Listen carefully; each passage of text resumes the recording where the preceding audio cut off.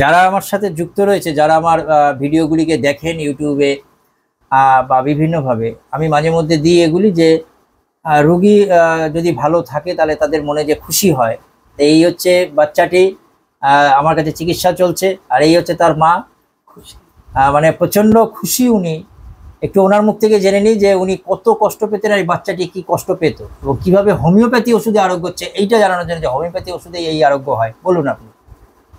আমি খুব খুশি যে আমার বাচ্চা, নাম প্রতিম দত্ত, ও ছোটবেলা দিয়ে ওটা বমির কষ্ট ছিল। আমি এত ওষুধ খাইয়েছি, কিচ্ছুতে কিছু হয়নি। কিন্তু আমি স্যারের কাছে এসে বমি মানে কখন করতো? বমি একদম খাওয়ার পরে, মানে ভোরবেলা? আপনি বলুন। ভোরবেলা আমি ভোরবেলা রান্না করতাম 5টা থেকে, একদম অন্ধকার রাত থেকে। তো আমি যখন ও স্কুলে যেত 6টা 20-তে, তার আমি যখন খাওয়াতে বসতাম, সব পুরো বমি করে সেই খাওয়ারটুক রেখে দিয়ে স্কুল চলে যেত। কত বছর ধরে এটা? একদম ছোট্ট বয়স থেকে, একদম অনেক 5 চিকিৎসা বছর। করেছে? হ্যাঁ, অনেক চিকিৎসা করেছি, কিছু হয়নি।